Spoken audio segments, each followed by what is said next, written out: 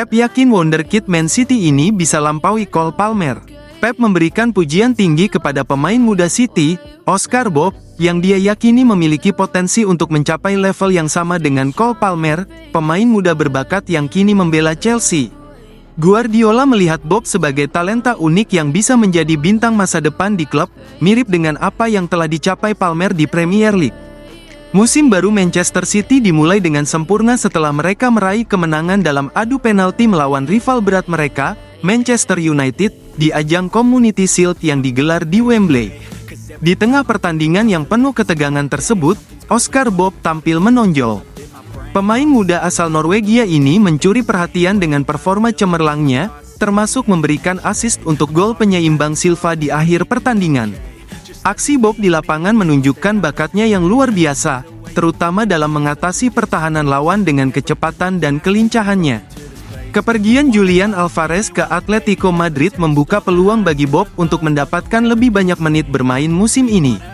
Dengan penampilan mengesankan yang ia tunjukkan selama pramusim dan di Community Shield, Guardiola tampaknya siap memberikan kepercayaan lebih kepada pemain berusia 21 tahun tersebut.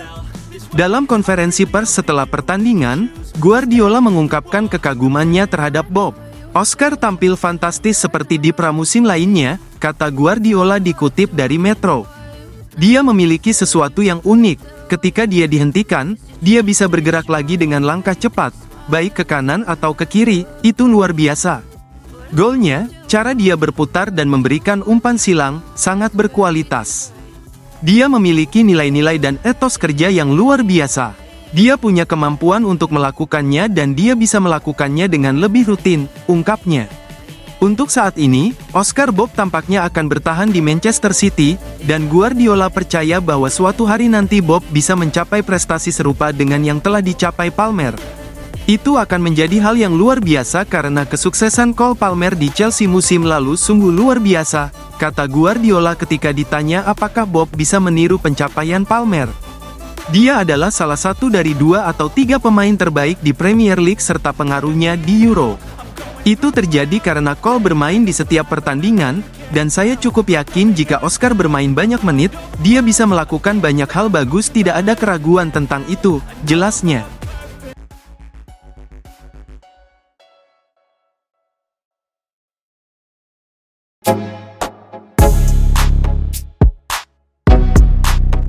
Man City tikung Man United rekrut Ivan Toney. City, yang mendapat rejeki nomplok sebesar 82 juta pound, tidak memiliki kendala keuangan seperti itu. Tapi apa yang akan dilakukan Guardiola dan tokoh-tokoh penting yang bertanggung jawab atas transfer di Stadion Etihad dengan uang Julian Alvarez itu? Pencarian cadangan untuk Erling Haaland tampaknya tidak bisa dihindari, meskipun ada solusi internal. Kevin De Bruyne, Phil Foden dan Bernardo Silva masing-masing bisa bermain sebagai false nine setiap kali Haaland tidak tersedia. Namun, hal itu akan melemahkan atribut utama mereka dan City tidak begitu dominan di zaman modern dengan membiarkan segala sesuatunya terjadi secara kebetulan.